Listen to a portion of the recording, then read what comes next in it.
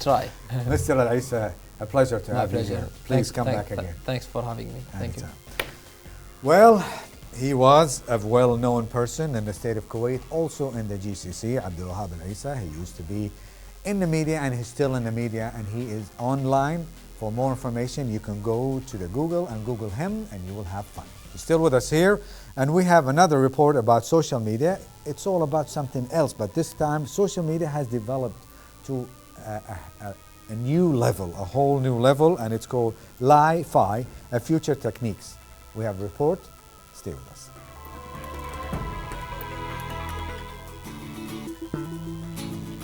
In 1992, by Australian radio astronomer Dr. John O'Sullivan, through a failed experiment to detect exploding mini black holes, Wi-Fi has revolutionized digital communication. Without it, our current mobile way of life would be somewhat different. Wi-Fi currently makes up 60% of global internet traffic. With all of that being said, Wi-Fi still has some issues. It's sketchy at times with a varying signal, and it's not totally secure because your signal could travel through walls and be easily picked up by someone else. The reason for all of this is that Wi-Fi uses radio waves to transmit data. So how do we improve this technology and solve these problems? We must use something that's cheap, safe, plentiful, and more robust for data transfer. The answer? Light. Light is perfect because it's actually just part of the electromagnetic spectrum, just like radio waves, but at a much higher frequency. That is, the waves that carry the energy cycle at a much faster rate than radio waves. Light also has a frequency range 10,000 times greater than radio waves, going up to 790 terahertz versus a maximum of 300 gigahertz for radio waves. All this means is that light has the capacity to transmit vastly more pulses of data in much less time than radio waves. The concept of light being used as a medium to transfer internet data has been coined Li-Fi. Let's hear a bit more from Harold Hass, the founder of Li-Fi, in a TED Talk from 2011, right at the technology's infancy. Light bulbs installed already. So we have the infrastructure there. Look at the ceiling. You see all these light bulbs. Can we use them for communications? And there's one thing we need to do is we have to replace these inefficient incandescent light bulbs, fluorescent lights, by these new technology of LED light bulbs. An LED is a semiconductor, it's an electronic device, and it has a very, very nice and cute property. Its intensity can be modulated at very high speeds, and it can be switched off at very high speeds. And this is a fundamental basic property that we exploit with our technology. So how does this all work? You all know the remote controls have an infrared LED. Basically, you switch on the LED, and when it's off, you switch it off, and it creates a simple low-speed data stream in 10,000 bits per second, 20,000 bits per second, not usable for a YouTube video.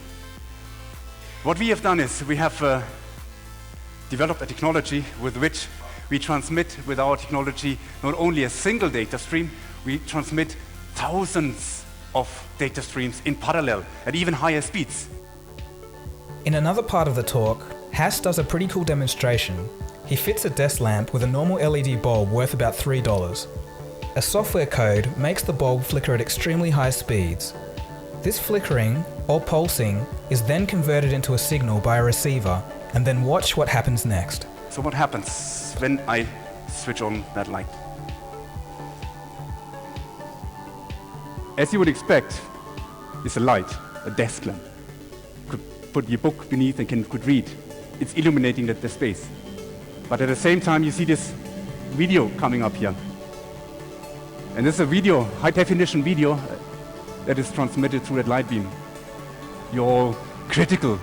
You say, ha ha ha, this is a smart academic doing a little bit of tricks here. But let me do this.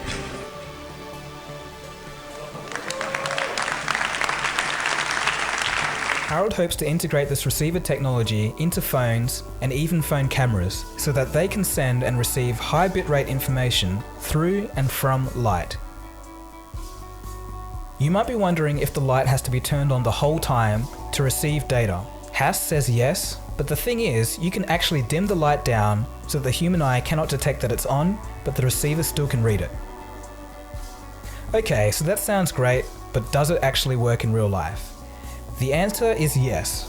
Researchers have reached speeds of 10 gigabits per second in lab conditions. For a perspective, South Korea's world record internet speeds are only 100 megabits per second.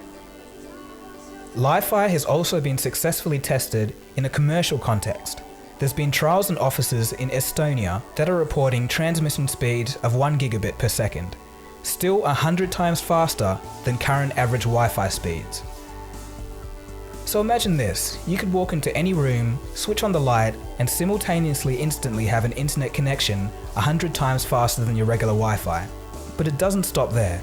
Researchers at the Oxford University have published results of visible light internet at 223 gigabits per second. With those speeds, you could download 18 1.5 gigabyte movies in 1 second. But of course, whether or not the servers will be able to serve those files to you is another story entirely. But still very impressive nonetheless. So what's the conclusion here? We could be seeing very cheap light-powered internet or Li-Fi everywhere. This could easily lead to the Internet of Things becoming a reality, a situation where all electronic devices communicate with each other.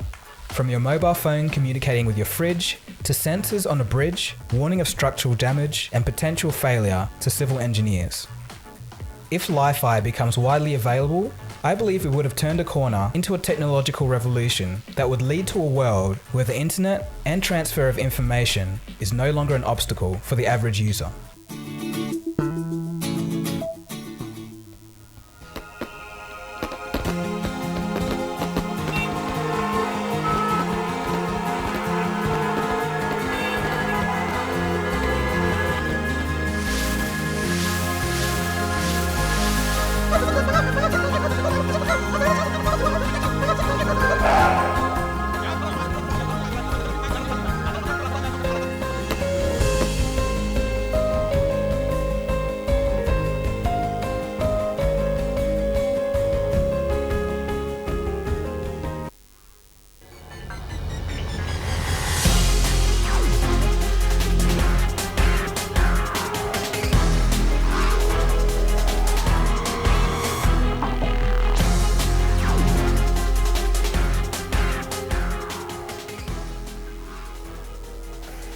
Welcome back. Now, as we said earlier, relationships are a vital part of a human being. We need relationships in every aspect of our lives, but there are always some factors that affect them. We live in a technology-dependent world where we give most of our time to social networking sites, and that is really changing our relationships in both positive and negative ways. Now let's move on to another important part, which is the influence of social media on our families and society. With us here, right here in the studio, Dr. Joanne Hans, a psychological in the state of Kuwait, but let me read it correctly. Director of Kuwait Counseling Center and President of Middle East Psychological Association. Did I say it right? Correct. Welcome to the program. Thank you. Thank you for having me. Always a pleasure.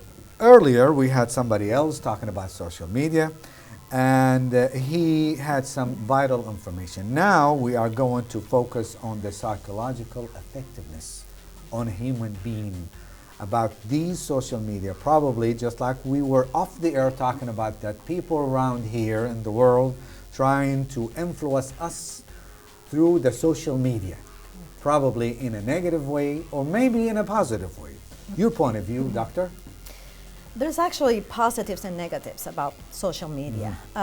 Positives, obviously, I would relate them more towards the fact that it connects people. Okay, you can be here in Kuwait and have very close relationship with people in the UAE, in Qatar, in Jordan, in the US, all over the world. Okay, life at the same time, you can know what's happening, what my friend did in another country yesterday, last night. So it connects people. That's actually one of the beauties and one of the positives of social media. But I have to say that unfortunately, like most things, it also has a negative impact. And that is the fact that as it connects people from all over the world, it also disconnects people that is sitting right there next to you. Those that we actually take for granted because we are attached to their phones and to social media sites of things. Social media could probably bad guys could use it to misrepresent themselves, Correct. such as probably I'm a man and maybe imposing as a woman, talking to another person to lower her or her, wherever the case may be, female or male, to gain some kind of maybe a physical affection or maybe money. Something like that. So what exactly we need to do to regulate the social media? Are you in favor of regulation or not? Everything That's with moderation. Okay. Yes. This question you haven't think about. Yes, it's everything with moderation. And I think, as a psychologist, I have to say that one of our biggest problem, and especially I've seen it in this society, is addictions. We have a behavioral, an addictive behavior. And so we easily get glued and attached to things like this, like social media. And by us getting addicted to these things, we forget one important thing, which is filtering. Is this real? Is this person real? What I'm hearing or what I'm seeing, it is actually what is actually taking place, what is happening, And sometimes we forget it because we're so immersed that we forget to filter and to question whether it's real or not. So I think that everything with moderation is key. It's a risky business, honestly. It is. It can go either way. That's why that you need to have some guidance, not only parental guidance. We need like somebody else. I'm not going to say governmental guidance because it goes through dictatorship. We don't want that. Correct. We want to live in the free world, and also, as you mentioned, we have to be more moderate by using anything in the world, not only the social media. So therefore, do you honestly believe that the parents should watch their children while they are using the social media? Because somebody else, bad people, could infiltrate and cause some damages to them. Absolutely. I like the fact that you said that regulations, but also not dictatorship. We have to be able, and this is one of the things that I actually highly vote for this, we have to be able to give humans, individuals, tools in order for them to make their own choices. We cannot make them for them, right? I cannot tell them, you cannot do this, you cannot do that, you cannot open this site, you cannot watch this. Because what I'm doing is opening other pages for them to actually be tempted to open them when I'm not around, right? So as a parent, I always suggest parental guidance. You need to have the ability to know what your kids are doing, where are they going.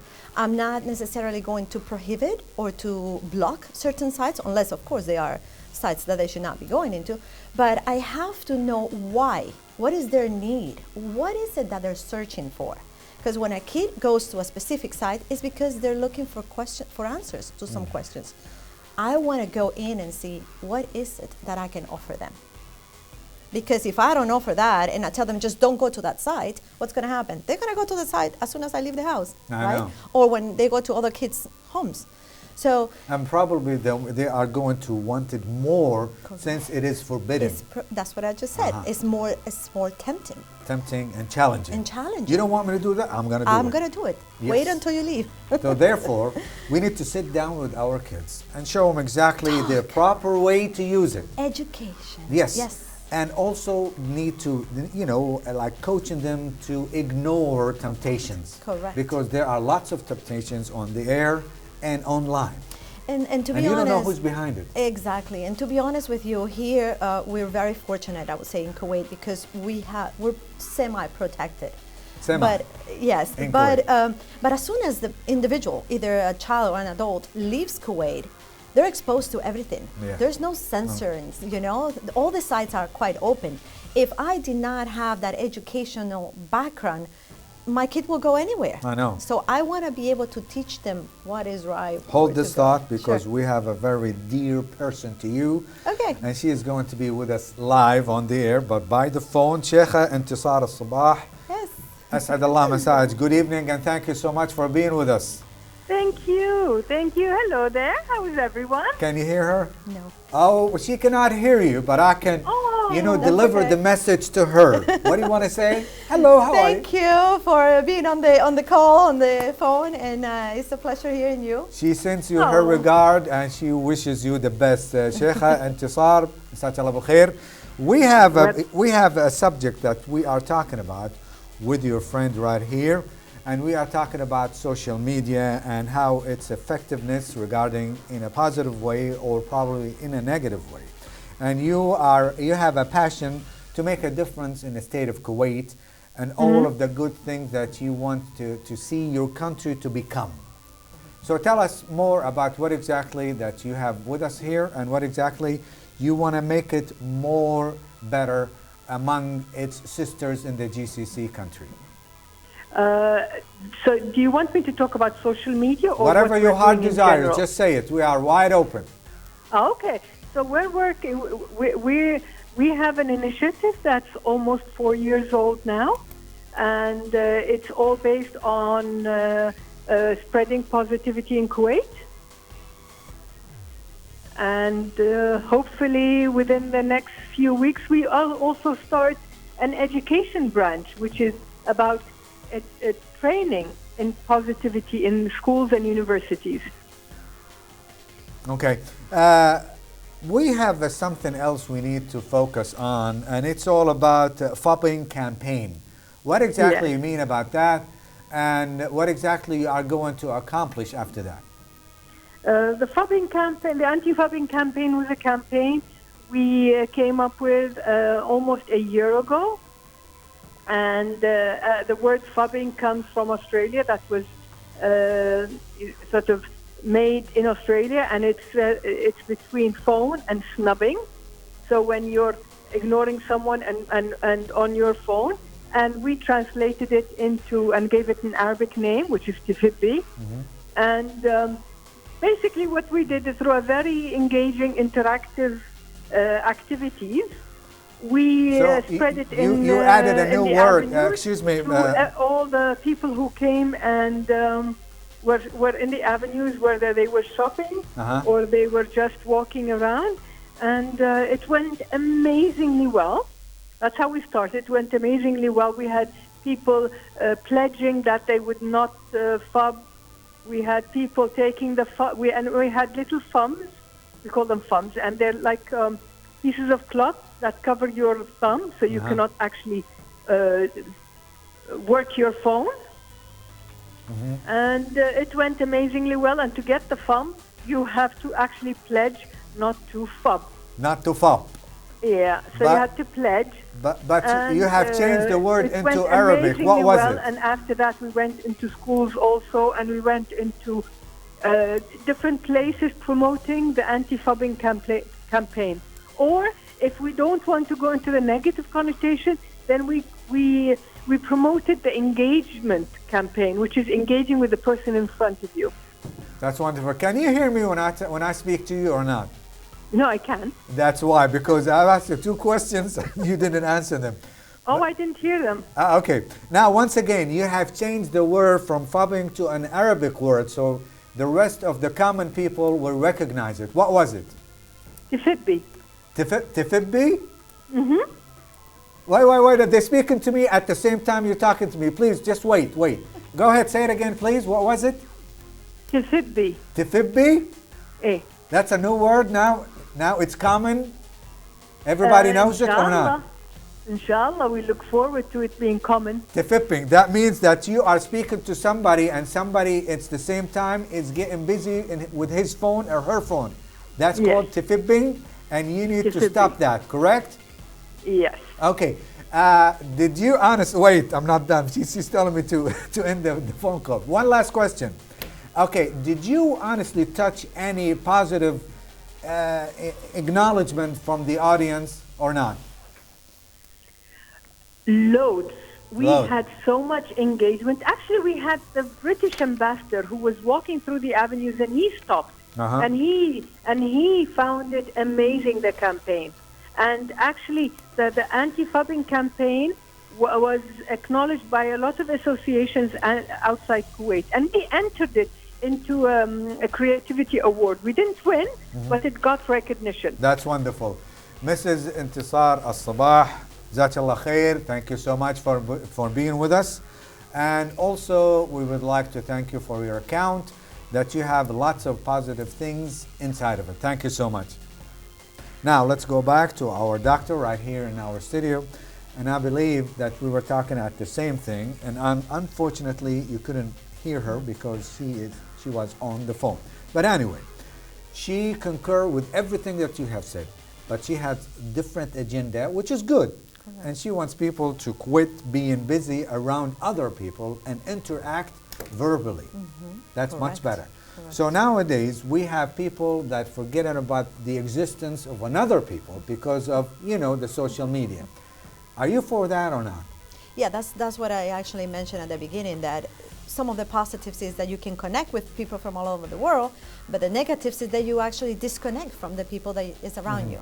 And as you a become psychologist, mute because all you do is just using your fingers and write down the you actually letter. become a zombie. People zombie. talk to you and you're like, and they're sitting, do you want this? Yes. Would you like some? Yes. That's so it. Yes. Physically around, but mentally he's somewhere else. Gone completely. And you see it, and it's very sad to see families. You go to restaurants, and every single member of the family has a phone on their hands, and that's supposed to be a family outing. So, as a psychologist, one of my main concerns is that we're losing the beauty of family time.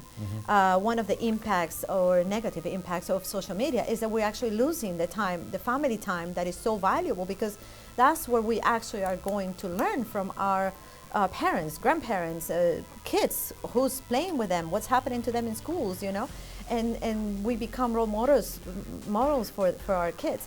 So the family time is now lost. It's really lost with this social media.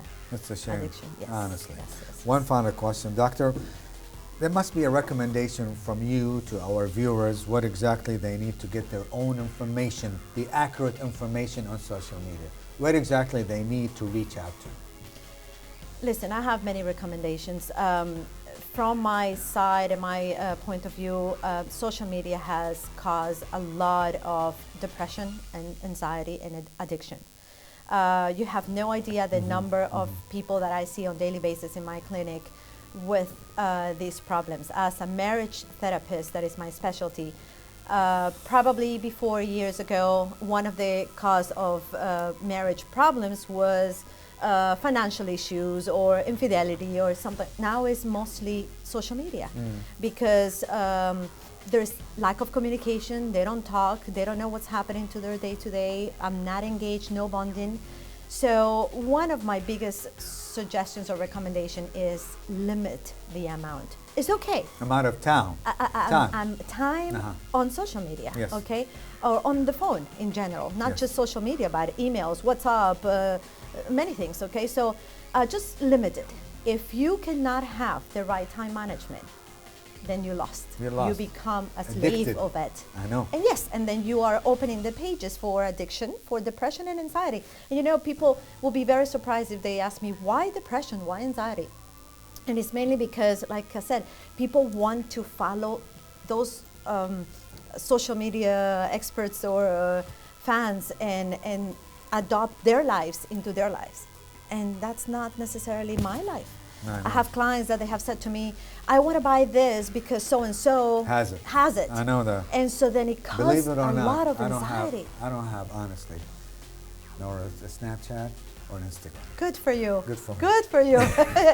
Do not. Don't go into it. Always a pleasure to have you here. Thank Please you. promise Thank us you. to come back again. Sure, always. I'd like to thank Dr. Joanne Hans. He was with us and we were talking about social media. Now, we have a quick report about the same thing, social media, but in a different way, in a legal way. And we have the lawyer Ahmed Ali Al-Baghli. Enjoy it and come back with us.